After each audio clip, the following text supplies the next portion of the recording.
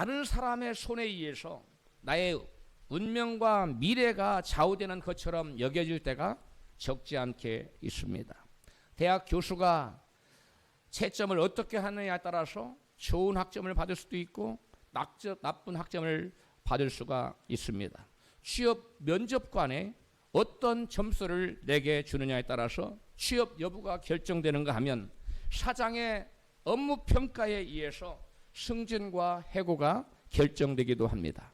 자신이 최선을 다할지라도 자신의 영역을 넘어 타인의 손에 의해 자신의 운명과 미래가 좌우되는 것을 우리는 수없이 경험하게 됩니다. 인간의 눈으로 볼 때 한 사람의 미래와 운명이 자신의 의사와 무관하게 타인들의 의사에 의해 좌우되고 있는 것입니다. 승진, 취업, 해고와 같은 경우에는 타인의 결정이 어느 한 사람의 미래에 심각한 영향을 초래하여 운명을 좌우할 수가 있는 것입니다. 자신의 운명이 다른 사람의 결정에 의해서 달라질 그러한 중대한 사건을 맞닥뜨리면 사람들의 반응은 대부분 크게 두 부류로 나뉘게 됩니다. 그 한 부류의 사람은 육신의 방법을 동원하는 사람들입니다. 본문 5절입니다. 같이 크게 읽습니다. 5절, 무릇 사람을 믿으며 육체로 그의 힘을 삼고 마음이 여호와에게서 떠난 그 사람은 저주를 받을 것이라. 아멘.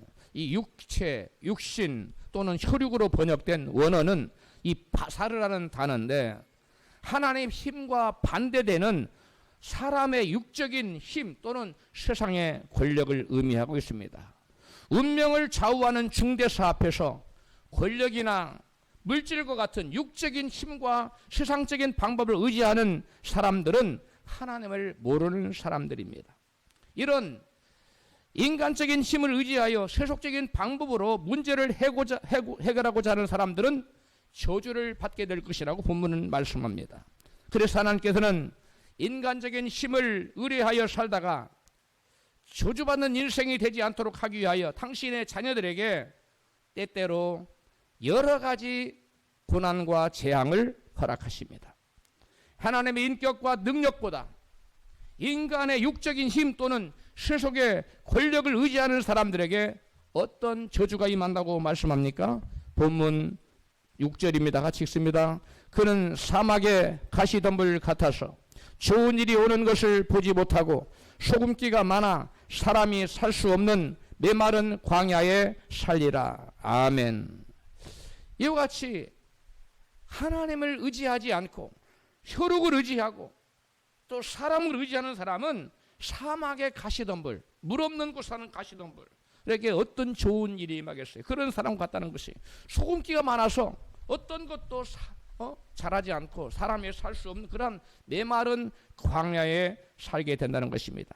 또 다른 부류의 사람은 하나님을 의지하며 하나님을 의뢰하는 사람들입니다. 본문 7절입니다. 같이 읽어요.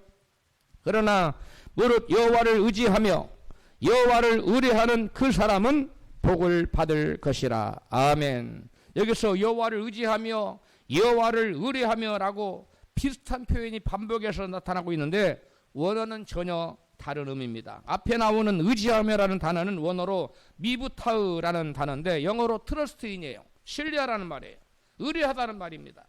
뒤에 나오는 의뢰하는 이라는 말은 바타으라는 원어인데 이 단어를 70인역이라는 구약 히브리어를 신약 헬라어로 번역해놓은 70명이 모여서 번역한 것이라고 해서 70인역이라고 그래요. 거기에 믿음을 뜻하는 빌리브인을 뜻하는 피스튜라고 번역하지 않고 엘피조, 홉, 소망하다라는 단어로 번역이 됐어요. 그래서 이것을 고려해서 영어 킹제임스 버전과 한글 킹제임스 흠정역에서는 이를 살려서 다음과 같이 번역을 해놓고 있습니다. 같이 읽습니다. 주를 신뢰하며 주께 소망을 두는 사람은 복이 있나니. 여기 뭐 소망을 두는이라고 번역해놨죠. 의뢰하는이라고 하지 않고 여기 이 소망을 두는이라는 엘피조라는 즉 호흡을 뜻하는 소망하다를 뜻하는 그런 단어입니다. 운명을 좌우하는 중대사 앞에서 사람과 환경이 아닌 하나님을 의뢰하고 하나님께 소망을 두는 신령한 불의의 사람들이 있다는 것입니다. 하나님을 의뢰하고 하나님께 소망을 두는 신령한 불의의 사람들은 어떤 복을 받는다고 성경은 말씀합니까? 본문 8절입니다. 같이 읽어요. 그는 물가에 심기운 나무가 그 뿌리를 강변에 뻗치고 더위가 올지라도 두려워 아니하며 그 잎이 청청하며 가무는 해에도 걱정이 없고 결실이 그치지 아니함 같으니라. 아멘. 하나님을 의뢰하고 하나님께 소망을 두는 사람은 마치 시냇가에 심긴 나무처럼 가뭄이 와도 잎이 푸르고 늘 시절을 쫓아 열매를 맺는 복을 받는다는 것입니다. 시편 기자는 복 있는 사람을 시편 1편 3절에서 이와 같이 묘사하고 있습니다. 같이 읽습니다. 저는 시냇가에 심은 나무가 시절을 쫓아 과실을 맺으며 그 잎사이가 마르지 아니함 같으니 그 행사가 다 형통하리로다. 아멘. 시냇가에 심은 나무, 가뭄이 온들 무슨 걱정이며 무슨 아무리 비가 안 온들 무슨 걱정을 할 필요가 있습니까? 뿌리를 강변에 내리고 그 강에 흐르는 물을 다 흡수해서 시절을 쫓아서 철을 따라서 과실을 맺고 잎사귀가 마르지 않고 하는 일마다 다 여러분 잘 되는 그러한 복을 받게 된다는 것입니다. 그러한 복을 받으려면 오늘 본문에 보니까 사람과 물질과 환경이 아닌 하나님을 의뢰하고 하나님께 소망을 두는 사람이 되어야만 한다는 것입니다. 할렐루야. 그렇다면 먼저 알아봐야 할 것은 하나님은 과연 우리가 신뢰할 만한 분이신가? 하나님은 과연 우리가 의뢰할 만한 분이신가 하는 것입니다. 우리가 하나님을 전적으로 신뢰할 수 있으려면 하나님과 하나님의 성품과 하나님의 속성에 관한 세 가지 사실을 반드시 알고 있어야 됩니다. 그 세 가지는 이렇습니다. 먼저는 하나님은 절대 주권을 가지고 하나님의 섭리 가운데 세상의 모든 것을 주재하고 계신다는 사실입니다. 두 번째 사실은 하나님은 모든 것을 주재하고 섭리할 수 있는 무한한 지혜와 능력을 가지고 계시는 분이시라는 사실입니다. 끝으로 하나님의 사랑은 완전하셔서 우리에게 항상 최선의 것을 주시고자 하시는 분이시라는 사실이에요. 어떤 분이시라고요? 하나님은 사랑이 하나님이신데 그 사랑이 완전하셔서 우리에게 항상 최선의 것을 주시기를 기뻐하시는 분이시라는 거예요. 이러한 하나님에 대한 사실들을 한 구절로 요약한다면 이렇게 표현할 수 있습니다. 완전하신 사랑의 하나님은 항상 우리에게 최선의 것을 주시기 원하시며 무궁한 지혜의 하나님은 우리에게 무엇이 최선인지를 아시며 절대 주권을 가지신 하나님은 우리에게 일어나는 모든 일들을 섭리하셔서 결국 최선의 결과가 도출되게 역사하시는 분이시라는 거예요. 할렐루야. 하나님을 전적으로 신뢰할 수 있으려면 만사가 하나님의 절대 주권과 섭리 안에서 이루어진다는 사실을 알아야 합니다. 만사가 하나님의 절대 주권과 섭리 안에서 이루어진다는 사실을 알지 못하면 우리는 하나님을 온전히 신뢰할 수가 없을 것입니다. 하나님을 전적으로 의뢰하고자 한다면 우리는 하나님께서 우리 삶의 모든 순간에 그리고 모든 영역에 그리고 모든 면에서 다 섭리하고 계신다는 사실을 알아야만 합니다. 예수님께서는 하나님께서 절대 주권을 가지고 세상 만사를 섭리하고 통치하고 주장하고 계신다는 사실을 이같이 증거합니다. 마태복음 10장 29절입니다. 같이 읽어요. 참새 두 마리가 한 아사리온에 팔리는 것이 아니냐. 그러나 너희 아버지께서 허락하지 아니하시면 그 하나라도 땅에 떨어지지 아니하리라.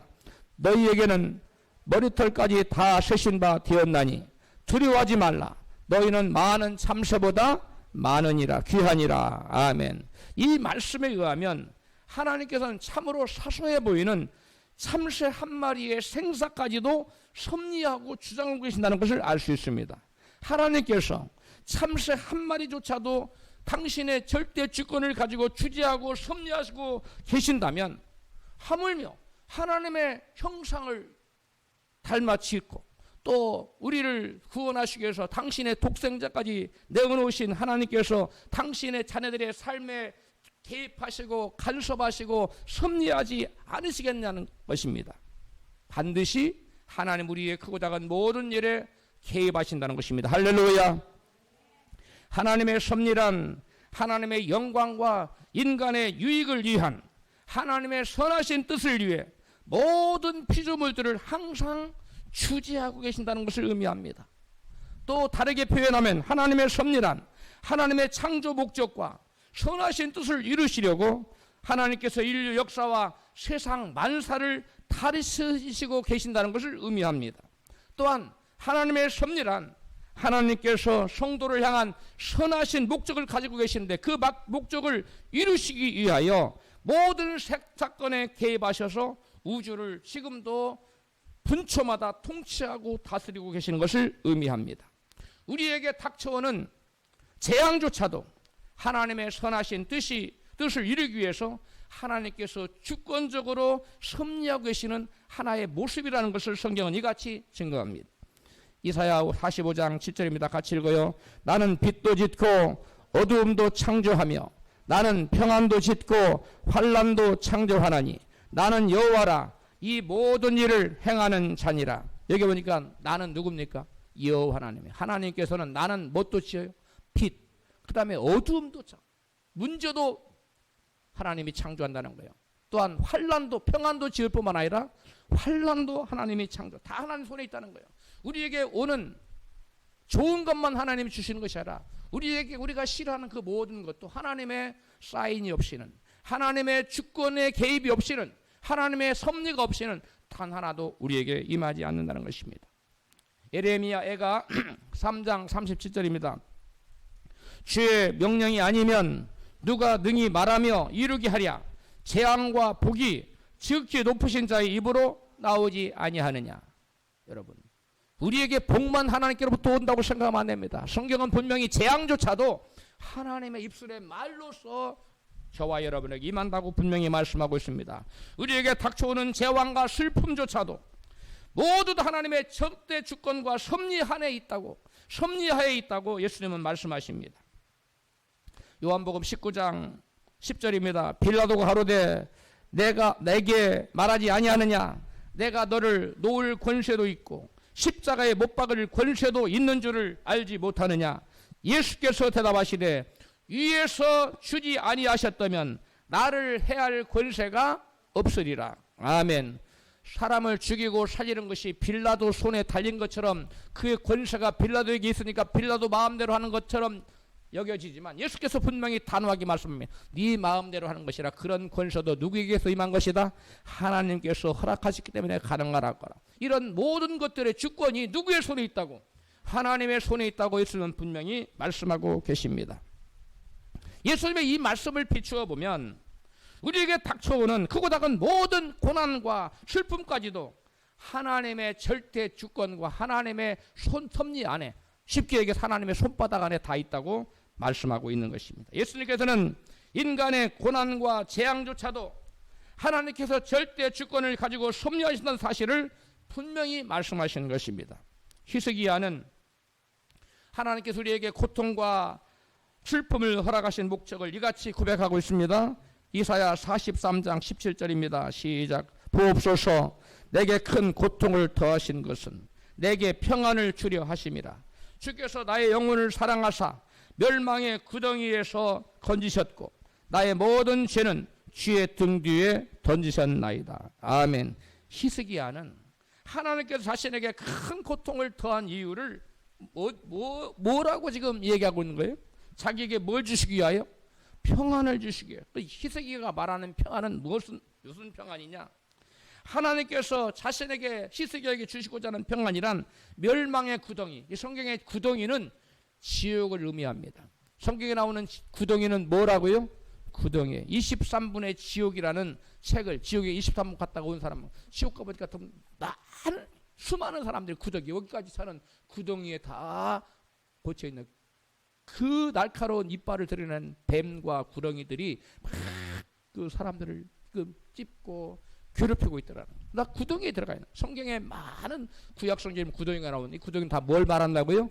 지옥. 그런데 이 구덩이에서 나를 건지시기 위해서 그래서 영원한 평안을 누리도록 하기 위해 하나님께서 히스기야에게 큰 고난을 허락하셨다는 거예요. 그러므로 저와 여러분에게 우리가 생각한 이 고난, 하나님 이 고통스러운 걸 왜 주십니까? 우리는 저주스럽게 생각합니다. 그러나 하나님께서는 저와 여러분의 그것이 반드시 필요하기 때문에 우리 저와 여러분의 영혼이 영원한 지옥의 나락에 떨어지지 않고 구덩이에 떨어지지 않고 구원받아 영생천국 평안 있는 곳에 인도하시기 위해서 저와 여러분에게 커다란 고난을 허락하신다는 사실을 믿으시기를 바랍니다. 할렐루야. 히스기야에 의하면 우리에게 닥치는 큰 고통까지도 하나님께서 막지 않고 허락하시는 이유는 곧 우리의 영혼의 멸망을 막기 위해서 그렇다는 것입니다. 우리의 우리의 유익에 반하는 그 어떤 일도 하나님께서 허락하시지 않는다는 사실을 우리가 알 때에 우리가 하나님을 전적으로 신뢰하고 의뢰할 수 있습니다. 하나님은 우리에게 어떤 고난을 허락하지 않는다고요? 하나님은 저와 여러분에게 유익이 되지 않는 고난을 허락하지 않아요. 저와 여러분에게 유익이 되는 고난만 하나 받아. 저 고난은 저에게, 저자에게, 저 아들에게, 저 딸에게 필요하겠구나, 유익이 되겠구나 할 때 하나님의 고난을 허락하시나. 그러므로 저와 여러분에게 고난이 올 때 우리 하나님께 원망해야 됩니까? 감사해야 됩니까? 감사해야 되는 것입니다. 우리는 잘 모르지만 하나님 보실 때 그 고난이 반드시 우리에게 필요하기 때문에 그 고난을 하나님께 우리에게 허락하셨다는 사실을 믿으시기 바랍니다. 예레미야는 하나님께서 우리 영혼의 멸망을 막기 위해서 불가피하게 우리에게 슬픔과 고난을 허락하신다고 이같이 증거합니다. 예레미야 애가 3장 33절입니다. 주께서 일생으로 고생하거나 근심하게 하심이 본심이 아니시로다. 아멘. 하나님께서는 우리에게 고통을 주는 거, 우리에게 고난과 환난을 하나님의 그 주시고 싶어 하는 게 안 주고 싶어요. 그런데 그걸 주지 않으면 우리 영혼이 멸망의 나락으로 떨어지기 때문에 그걸 원치 않지만 우리의 영혼의 우리의 또 삶 가운데 유익을 위해서 우리가 원치 않는 고난을 허락하신다고 예레미야는 애가에서 분명히 말씀합니다. 히스기야와 예레미야에 의하면 고통과 슬픔은 우리의 영혼을 구원하시려는 섭리를 이루기 위한 하나님의 불가피한 하나님의 도구라는 거예요. 우리의 고통은 하나님의 영원하신 계획 안에서 선한 목적이 있으며 하나님의 영광과 우리의 유익이 될 때만 하나님이 그 고난을 허락하신다는 거예요. 우리에게 유익이 되지 않는 고난 하나님 허락하신다, 허락하지 않으신다, 허락하지 않으신다고 분명히 성경은 말씀하고 있습니다. 하나님께서 우리를 늘 불꽃 같은 눈으로 늘 지키시고 계시기 때문에 우리의 유익을 해치는 어떠한 재앙도 우리에게 닥치지 않는다고 성경은 증거합니다. 시편 121편 5절입니다. 같이 여호와는 너를 지키시는 자라. 여호와께서 내 우편에서 내 그늘이 되시나니. 6절 낮의 해가 너를 상치 못하며 아니하며 밤의 달도 너를 해치 아니하리로다. 아멘. 우리를 해하는, 우리를 해롭게 하는, 우리를 상하게 하는, 우리를 망하게 하는 그러한 고난은 우리에게 임하지 않는다고요. 임하지 않는다는. 하나님은 이 앞절에 보니까 졸지도 아니하시고 주무시지도 않는다는 거예요. 우리를 뭐 하시기 위해서? 지키시기 위하여. 우리에게 그래서 해가 되는 고난은 하나 허락하지 않아요. 우리에게 유익이 되는 고난만 허락하신다는 사실을 알 때 우리는 어떤 일을 만나도 그 어떤 상황에서 하나님을 전적으로 신뢰하고 믿고 의지할 수가 있는 줄로 믿습니다. 할렐루야.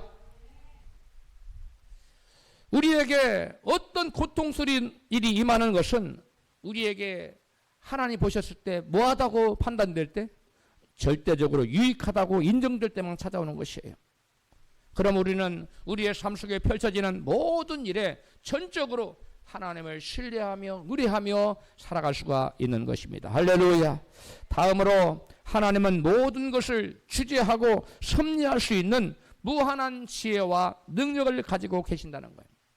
하나님은 모든 것을 주재하시고 우리에게 좋은 걸 주고 싶어요. 또 우리에게 해가 되는 그런 악한 일을, 고난을 하나님 막아주고 싶어요.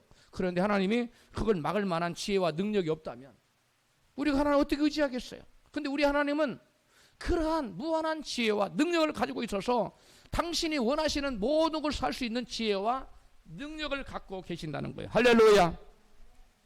잠언 기자는 하나님께서는 무한한 지혜와 능력으로 섭리하셔서 사람들의 마음까지 다 주관하신다고 증거합니다. 잠언 21장 1절입니다. 크게 읽습니다. 왕의 마음이 여호와의 손에 있음이 마치 보의 물과 같아서 그의 임으로 인도하시느니라. 아멘. 이 보의 보라는 것은 여러분 댐을 말하는 거예요. 인간의 마음을 주장하시는 절대 주권의 하나님께서 절대 의지를 가진 왕의 마음을 물길을 돌리듯이 쉽게 주장한다는 거예요.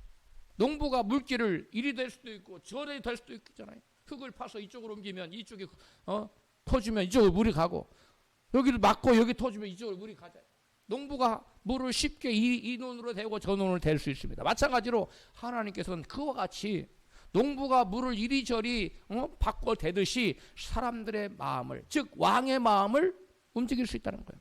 여러분, 세상에서 가장 절대 권력을 가진 자가 누굽니까? 왕 아닙니까? 왕은 여러분 그 누구의 의지보다 강한 의지가 왕의 의지입니다. 왕은 자기가 마음만 먹으면 뭐든지 할 수 있어요. 그런데 그 대단한 절대 권력을 가진 왕의 단호한 의지조차도 하나님 마치 농부가 물길을 이리저리 옮길 수 있듯이 물길을 바뀔 수 있듯이 그 왕의 마음조차도 쉽게 바꾸는 수가 있다는 것이에요. 절대 권력을 가진 왕의 마음조차도 쉽게 마음을 다스릴 수 있는 하나님께서 그 밖에 어떤 사람의 마음을 하나님께서 움직이시지 못하겠어요.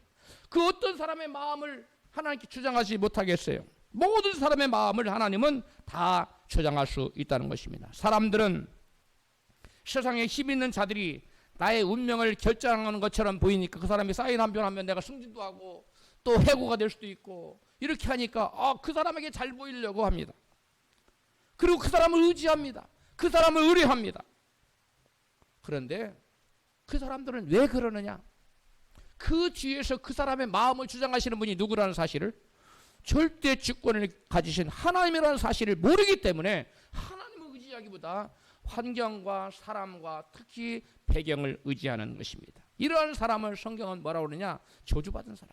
그 사람에겐 저주가 있다는 거예요. 그러므로 저와 여러분은 아무리 그 사람이 내 인생을 주장하는 것처럼 보일지라도, 그 저런 자리에 있을지라도 그 사람이 임으로 주장하는 것이 아니라 그 사람의 마음을 누가 배후에 주장하기 때문에, 하나님께서 주장하기 때문에 그 사람을 의지하거나 그 사람에게 굽실거릴 것이 아니라 하나님을 의지하고 하나님께 무릎을 꿇어야 될 줄로 믿습니다. 이러한 사람이 믿음의 사람이요, 이 사람이 바로 하나님을 신뢰하는 사람인 것입니다. 신자들조차도 하나님보다 힘 있는 사람들을 더 의뢰하며 사는 것은 그들의 마음을 주장하시는 하나님을 알지 못하기 때문에 그렇습니다. 에스라 1장 1절입니다. 같이 읽습니다. 여호와께서 말씀을 응하게 하시려 바사왕 고레스의 마음을 감동시키심에 제가 온 나라에 공포도 하고 조소도 내리니. 5절 이에 무릇 마음이 하나님께 감동을 받고 올라가서 예루살렘 여호와의 전을 건축하자 하는 자가 다 일어나니. 아멘. 여기 보니까 바사왕 고레스의 마음을 누가 감동시켰어요? 하나님께서 그 마음을 감동해서 이스라엘 가서 성벽을 건축하라고, 성벽을 재건하라고 조소도 내리고 공포도 내렸다는 거예요. 또 하나님께서는 이 바사왕 고레스의 마음만 감동하시고 움직인 것이 아니라 또 이스라엘 백성들도 마음도 움직였다는 거예요. 바벨론에 가서 이미 70년을 정착하고 살았어요. 아들도 낳고 딸도 낳고 손주도 낳고 증손도 낳고 자리 잡고 터 잡고 기반을 잡고 사는데 그 사람들이 아무런 보장도 없는 화합허벌판인 예루살렘에 돌아온다는 것은 쉽지 않은 결단입니다. 그런데 하나님께서는 그 이스라엘 백성의 마음을 감동하셨어요. 그래서 그들이 그 모든 안락한 삶을 뒤로하고 상내가 불투명하고 미래가 확실치 않은 예루살렘으로 돌아오도록 마음을 하나님께서 감동하셨다는 거예요. 할렐루야. 여러분, 이와 같이 우리 인간의 모든 사람의 마음을 주장하시는 분이 누구냐? 하나님이시라는 겁니다. 할렐루야. 우리 하나님은 당신을 의뢰하는 자들에게 최선의 것을 주실 수 있는 무한한 지혜와 능력으로 사람의 삶 속에서, 그들의 마음 속에서 사람들의 마음을 통해서 우리의 인간의 운명을 좌지우지하고 이끌어 가신다는 것입니다. 섭리해 가신다는 거예요. 사람들의 마음을 수로의 물길을 농부가 마음대로 이리저리 옮길 수 있듯이 움직이듯이 하나님의 선하신 목적과 뜻을 이루기 위해서 하나님께서는 섭리 가운데 그 백성들 가운데 역사하신다는 것을 분명히 말씀하고 있는 것입니다. 에스더서를 보면 하나님을 의뢰하는 자들에게 하나님께서는 무한한 지혜와 능력으로 지키시고 섭리하시는 것을 볼 수 있습니다. 하나님께서는 모세 때에는 기적으로 역사하셨고 또 그 기적으로 역사하신 이스라엘 백성들을 구원해내셨을 뿐만 아니라 에스더 때에는 그러한 특별한 기적이 아니라 일상의 삶 속에서 사람들의 마음 움직이셔서 이스라엘 백성을 구원해내시는 것을 볼 수 있습니다. 바사 전 제국의 바사는 오늘날 페르시아입니다. 제국의 하만이라는 자가 권력을 얻었는데 그가 괴계를 써서 모든 유대인들을 한날 한시에 다 한날에 죽임을 당하도록 변개할 수 없는 돌이킬 수 없는 왕의 조서를 내리게 했어요.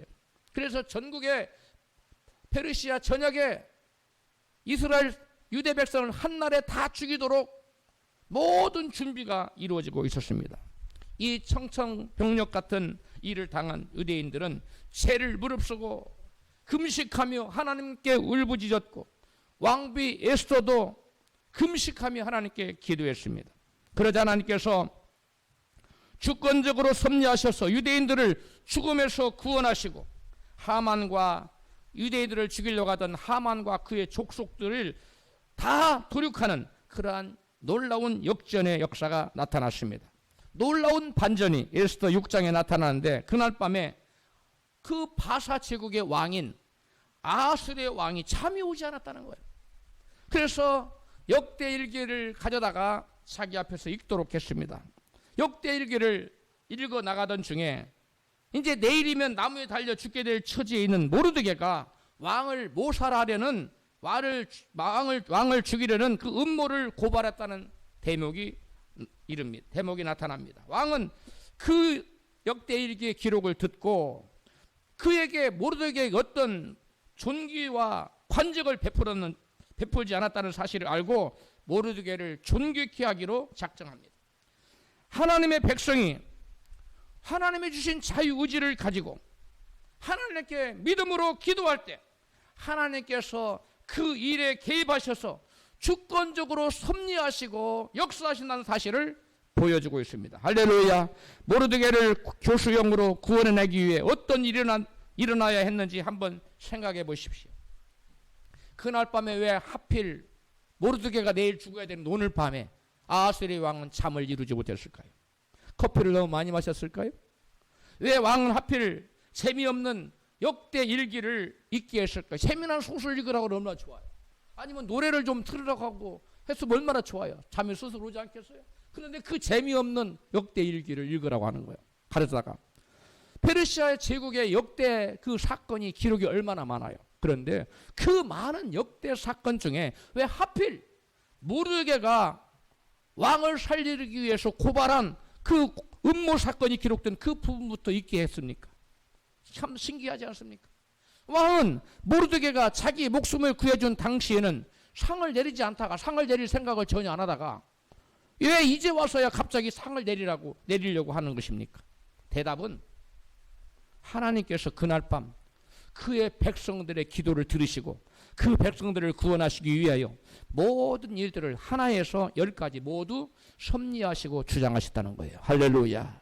여러분, 저와 여러분에게 주신 자유의지를 우리가 하나님의 선하신 뜻이 이루어지게 해달라고 간절히 기도하면 하나님이 저와 여러분의 개인사에 그리고 한 나라와 민족의 역사에 하나님이 개입하셔서 역사하시고 주권적으로 주재하시고 섭리하신다는 사실을 믿으시기를 축복합니다. 할렐루야.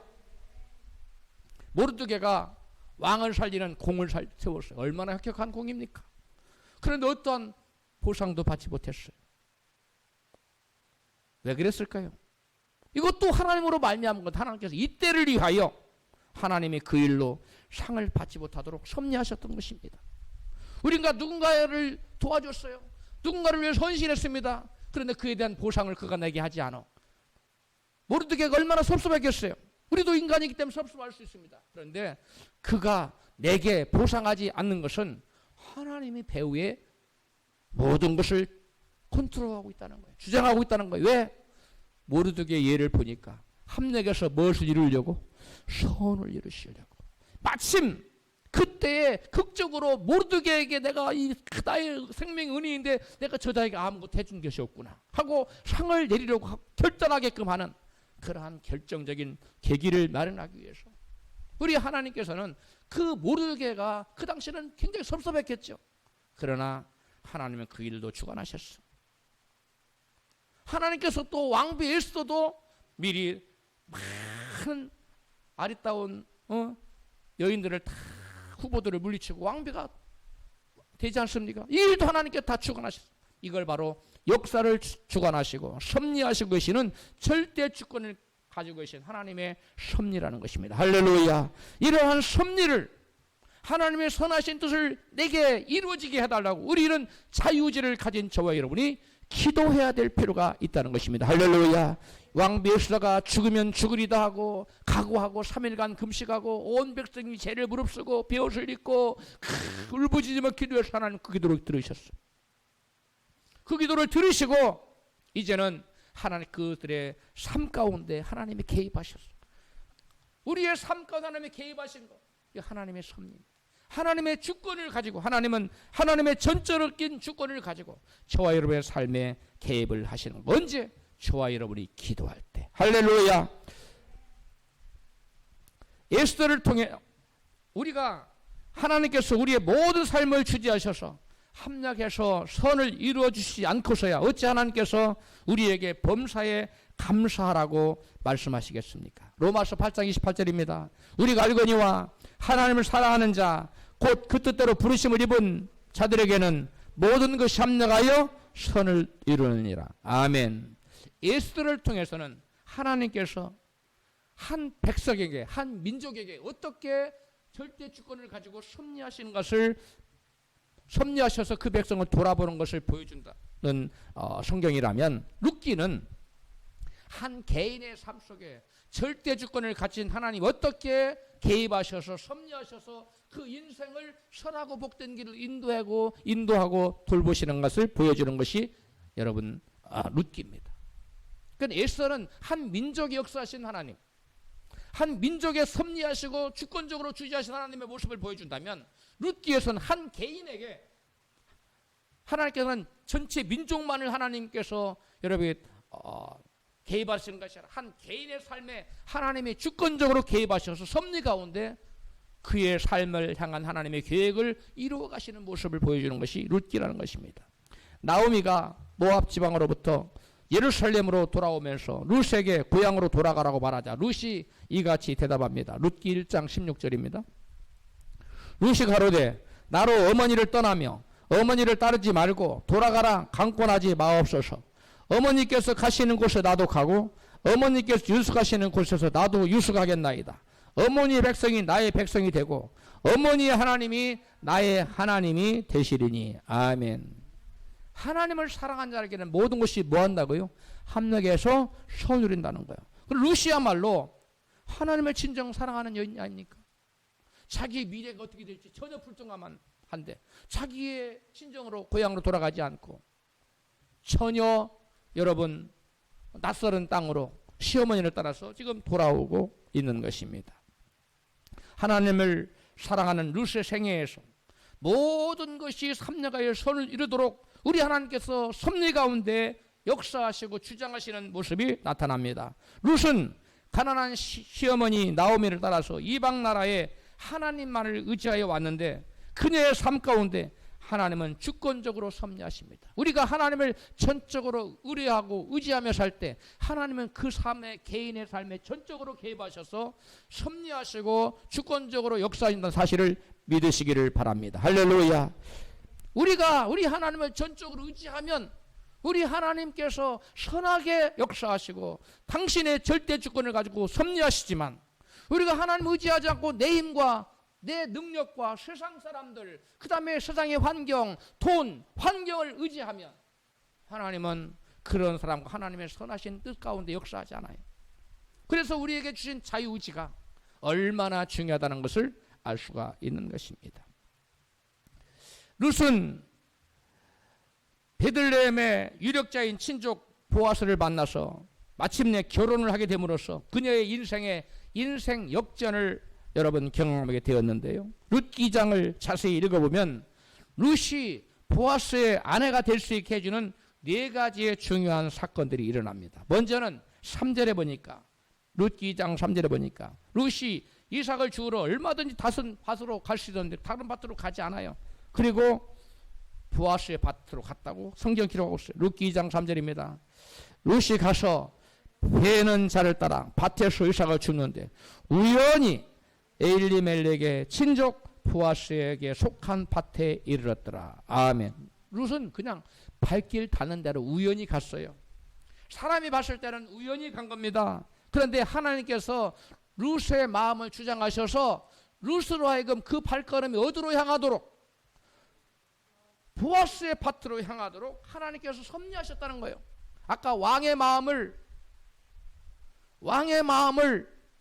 하나님이 마음대로 주장하시는 것처럼 저와 여러분의 마음을 하나님이 주장할 수 있다는 사실을 기억하시기 바랍니다.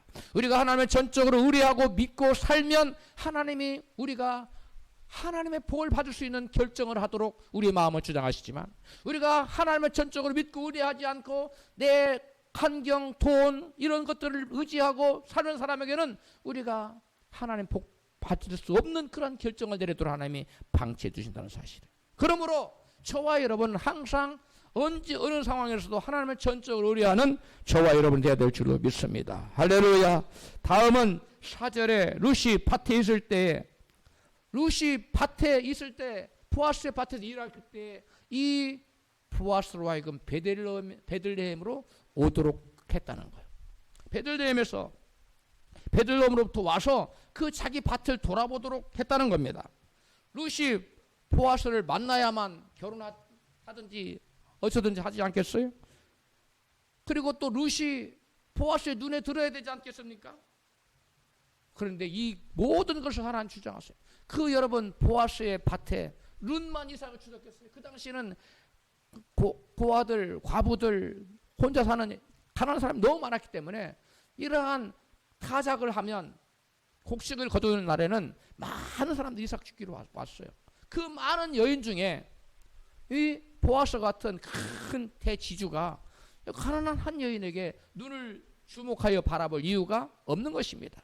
하나님이 주권적으로 섭리하셔야만 그러한 일이 발생하는 겁니다. 그런데 성경에 보니까 이 보아스가 자기 밭에 그때 마침 와서 저 소녀가 누구냐고, 보아스가 베는 자들을 거느리는 사원에게 이는 네 소녀냐고 룻에 관해서 관심을 가지고 룻을 물어봅니다. 그리고 룻에게 호의로 대합니다. 결국 하나님의 주권적인 섭리 가운데 룻은 보아스와 그 유력한 그 땅의 사람인 보아스와 결혼을 하여 다윗 왕의 고종모가 되었고, 그 후손에게 그리스도가 탄생하는 놀라운 역사가 나타납니다.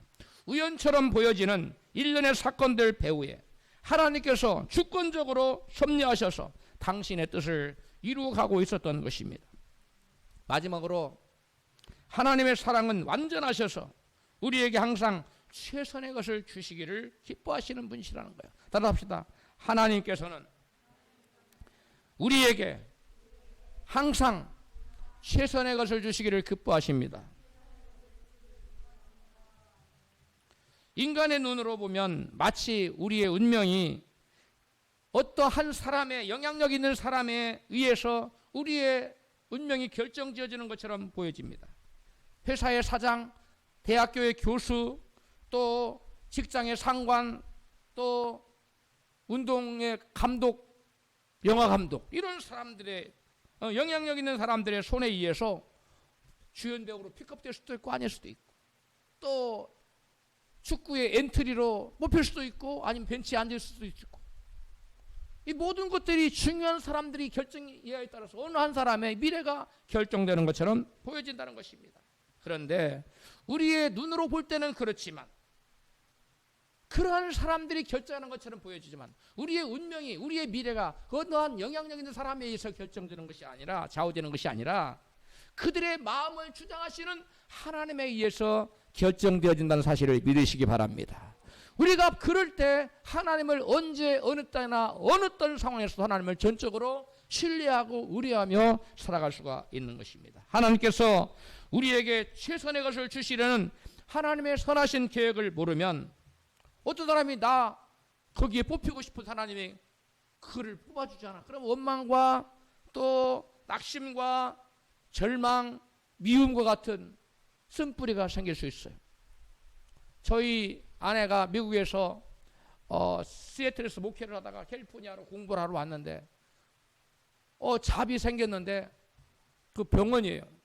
그 당시에 뭐 15달러를 준다든가 시간당 굉장히 높은 보수를 준다 그래서 그 되기를 간절히 기도했는데 때보다 떨어졌어. 알고 봤더니 나중에 하나님께서 그것을 만약에 허락했더라면, 그래서 저희 아내가 거기에 직장에 들어갔더라면 굉장히 우리는 허덕이는 삶, 빈곤한 사람의 삶을 살았어요. 그런데 나중에 저희 아내가 미국 회사에 들어가서 승승장구의 회사의 매니저가 됨으로 그때의 그 시간당 15불이 아니라 그보다도 10배는 더 받는 그러한 놀라운 자리로 하나님이 인도해 줘. 우리는 내일 일을 모릅니다. 그래서 당장 그 어떤 일이 내 뜻대로 안 되면 낙심합니다. 절망합니다. 사람들한테 원망을 합니다. 그러나 우리는 그 배우의 그 사람의 그 사인하고 안 하고를 결정짓는 주관하는 분이 누구시라는 사실을, 하나님이라는 사실을 알아야 됩니다. 그럴 때 우리는 그 누군가를 향하여 원망이나 불평이나 낙심이나 또 보복하고 싶은 그러한 마음을 갖지 않는, 이것이 마음의 쓴뿌리인데 그러한 쓴뿌리가 생기지 않는다는 거예요. 우리의 마음에 쓴뿌리가 생기면 우리는 하나님과 올바른 관계가 형성될 수 없습니다. 올바른 신앙생활을 할 수가 없습니다. 마귀의 조롱거리가 됩니다. 마귀의 도구가 되어서 마귀가 주는 저주를 받고 살 수밖에 없습니다. 우리가 알아야 할 것은 하나님은 때때로 주변 사람들을 하여금 우리를 부당하게 대우하도록 허락하신다는 사실입니다. 인간적인 관점에서 볼 때 심지어 우리의 장래를 폭망하게 만드는 결정적인 행동을 하는 것을 하나님은 허락하신다는 거예요. 우리가 볼 때는 이해가 되지 않는 것입니다. 하나님 사랑하는 자녀가 지금 폭망하게 생겼는데 어느 한 사람에 있어 하나님 자녀가 미래가 완전히 망쳐지게 생겼는데 그런 사람의 부당한 대우를 하나님 막아주실 것이지 왜 안 먹고 가만히 계신다는 것입니다. 여러분, 그것까지도 하나님이 선하신 뜻과 섭리가 있어서 하나님이 주권적으로 지금 역사하고 계신다는 사실을 믿으시기 바랍니다. 그럴 때 우리는 그런 사실을 알 때 우리는 하나님 전적으로 하나님 신뢰할 수 있어요. 그래서 저와 여러분이 우리 뜻대로 안 되고 당장 실패 같아 보이는 일도 하나님이 배후에서 역사하신다는 사실을 알 때 우리는 하나님께 감사할 수 있고 하나님께 신뢰할 수 있고 하나님께 우리 인생을 맡기고 사는, 하나님 의뢰하는 삶을 살 수가 있다는 것입니다. 할렐루야. 다니엘이 하나님을 영화롭게 하기 위해 하나님의 어떤 사람이나 신에게 한 달 동안 구하면 사자굴에 집어넣기로 왕의 어인이 찍힌 것을 알고도 하루에 3번씩 하나님의 성전에 있는 동편 창문을 열어놓고 감사 기도를 통성으로 했어요. 다니엘을 모함했던 정적들에 의해서 왕의 명을 어겼다는 이유로 다니엘은 고소를 당했습니다. 그리하여 결국 다니엘은 사자굴에 던져지게 됩니다. 아니, 하나님은 그 사랑하는 다니엘을 그 정적들의 마음 움직여셔서 그 고소하는 일을 멈추게 할 수 없었을까요? 아닙니다. 있었습니다. 그러나 안 했습니다. 하나님은 그들의 악을 허용하셨습니다. 그 다음 신하들이 이자는 사자굴에 던져내야 된다고 주장할 때 왕이 끝까지 그건 안 된다고 끝까지 왕이 막도록 하나님께 할 수 없었습니까? 할 수 있었습니다. 하나님 그렇게 하지 않았어요. 하나님 언제 역사하셨느냐? 다니엘이 사자굴에 던져졌을 때 천사들을 보내서 굶주리는 사자들이 다니엘을 해하지 못하도록 하나님 그때 역사하셨어요. 그리고 그냥 놔둬버렸더라면 다니엘이 그 안에서 배고파 죽겠지요. 그런데 왕의 마음 움직여서 다니엘아, 사시는 하나님이 너를 지키기에 능하셨더냐? 찾아가서 밤새도록 금식하고 아침에 일찍 일어나서 다니엘을 물어보니 왕이시여, 사신 하나님이 천사들을 보내서 저를 지켜주셨습니다. 할렐루야. 하나님 거기서 역사하셔서 하나님 만천하에 하나님의 살아계심을 증거했고 하나님의 영광을 드러냈으며 대적들을 사자굴에 집어넣어서 단칼에 심판하셨고 다니엘을 이전보다 더 높은 자리에 올렸다고 성경은 말씀하고 있습니다. 할렐루야. 사람들이 우리에게 부당한 대우를 할 때, 내가 은혜를 베풀었는데 은혜를 원수로 갚을 때 우리의 마음이 찢어지도록 아프죠. 그러나 그런 것 배후에도 하나님은 더 좋게 하시려고, 합력의 선을 이루시려고 하나님은 때를 기다리고 모든 것을 타이밍을 맞추고 있다는 사실을 믿으시기를 바랍니다. 이 일을 통해서 살아계신 하나님의 영광을 드러내신 하나님, 다니엘서 6장 23절 왜 그렇게 했나 같이 읽어요. 왕이 심히 기뻐서 명하여 다니엘을 굴에서 올리라 하매 그들이 다니엘을 굴에서 올린즉 그 몸이 조금도 상하지 아니하여서 이는 그가 자기 하나님을 뭐함이었더라? 의뢰함이었더라. 할렐루야. 저와 여러분이 어떠한 상황 가운데 하나님을 원망하지 말고 불평하지 말고, 하나님 왜 제가 하나님께 영광 돌리는 기도를 했는데 왜 입고를 당해야 됩니까? 왜 사자굴에 던져져야 됩니까? 이렇게 원망하는 것이 아니라 감사만 했더니, 하나님을 의뢰하기만 했더니 그 하나님을 의뢰한 의뢰가 그를 사자의 굴에서 던져주었다는 거. 할렐루야. 그리고 그의 모든 대적들을 물리치게 하시고 다니엘을 더 높여주었다는 것입니다. 그러므로 하나님께 저와 여러분에게 자유의지를 주셨어요. 그래서 우리의 자유의지를 가지고 하나님의 섭리를 믿고 의지하며 하나님께 영광 돌릴 수도 있고 원망하고 불평할 수도 있어요. 그러므로 저와 여러분은 하나님께 우리에게 주신 자유의지를 가지고 하나님께 믿음으로 하나님을 전적으로 의뢰하고 감사하며 기도하는 저와 여러분 되어야 될 줄로 믿습니다. 요셉의 이복 형들이 요셉을 미워하여 미디안 상인들에게 팔아 넘기려고 할 때 하나님은 요셉을, 형들을 좀 막을 수 없었을까요? 또 보디바란의 성적 유혹을 요셉에 뿌리치자 그녀가 거짓으로 그를 모아봐요. 요셉이 억울하게 옥에 갇혀 속살을 하게 됩니다. 하나님 그것 막을 수 없으셨습니까? 하나님은 다 막으실 수 있었습니다. 그러나 하나님은 그렇게 하지 않으셨어요. 요셉은 감옥에 가서 오랫동안 여러분 감옥살이를 합니다. 또 종으로 팔려가서 오랫동안 종살이를 합니다. 요셉이 감옥에 갇혔을 때 그 감옥에서 벗어나고자 왕의 신하들의 꿈풀이를 해주고 나를 좀 건져내달라고, 나는 죄가 없다고 발버둥을 치면서 자기가 스스로를 구원하려는 여러 가지 시도를 했지만 그 모든 시도가 물거품이 되었습니다. 그러나 하나님의 주권적인 섭리 가운데 하나님의 때가 되자 하나님께서 왕에게 도저히 풀 수 없는 꿈을 꾸게 하시고 요셉이 필요한 상황과 여건을 만드셨어요. 그리고 요셉을 불러들였습니다. 요셉이 꿈풀이를 합니다. 그래야 요셉은 졸지에 감옥에서, 종에서 여러분 총리 대신의 자리에 올라가고 맙니다. 할렐루야. 이와 같이 하나님께서는 우리가 너무나 억울한 일을 당할 때, 너무나 말도 안 되는 일을 당할 때 하나님은 안 계신 것처럼 잠잠히 계시다가 하나님이 이 요셉이 얼마나 답답하겠어요. 얼마나 하나님께 부르짖어 기도했겠어요. 그렇게 요셉이 부르짖어 기도하자 성령 충만해서 남의 꾼 꿈도 다 해석할 수 있고 어떻게 또 대처를 할 수 있는 지혜가 생기고, 그래서 마침내 총리 대신이 되었어요. 자기도 구원하고 자기의 동족도 구원하고 애굽의 모든 사람이 흉년으로 다 죽어야 되는데 그 사람 딱 구원해는 이런 인류의 구원자가 되었던 것입니다. 할렐루야. 마치 미처 요셉이 모르는 요셉을 향한 하나님의 계획이 있었습니다. 요셉뿐 아니라 하나님의 모든 자녀들을 향한 하나님의 숨겨진 계획이 있다는 사실을 믿으십시오. 예레미야 29장 11절입니다. 나 여호와가 말하노라. 너희를 향한 나의 생각은 내가 아나니 재앙이 아니라 곧 평안이요 너희 장래에 소망을 주려 하는 생각이라. 아멘. 여러분, 우리 인간이 요셉과 같은 경우를 당했을 때 여러분 얼마나 답답해요. 얼마나 힘들고 어렵습니까? 그러나 여러분, 그것은 하나님께서 요셉을 향한 하나님의 섭리를 이루시고자 하나님의 절대 주권 가운데 하나님 역사하셨다. 그때 요셉은 자유의지를 가지고 하나님께 간절히 기도했고 그 하나님의 섭리를 이루도록 여러분 역사가 나타났다는 것입니다. 우리가 나 자신 힘과 능력을 의뢰할 것이 아니라 하나님을 전적으로 여러분 의리하며 살아야 할 이유가 바로 여기 있는 것입니다. 고린도후서 1장 8절입니다.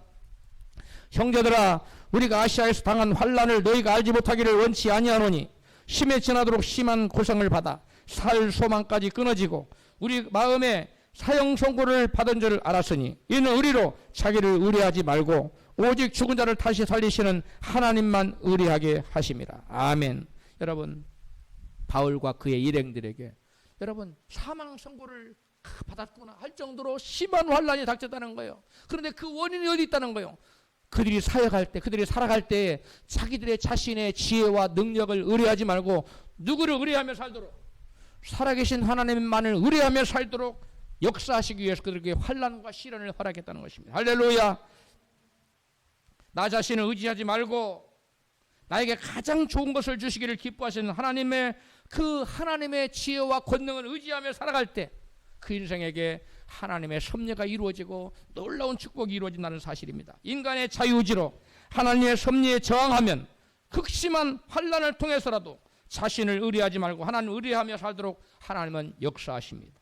내 힘으로 살려는 나의 의지와 하나님의 섭리가 대립할 때 하나님을 의지하며 살도록 하여 장래 소망을 주시기 위하여 우리 하나님은 당신의 자녀들에게 환난을 주시기도 합니다. 우리가 하나님을 전적으로 의뢰하며 살아갈 수 있는 것은 우리의 미래가 사람의 손이 아닌 하나님의 손에 달려있기 때문입니다. 믿으시면 아멘 하십시오.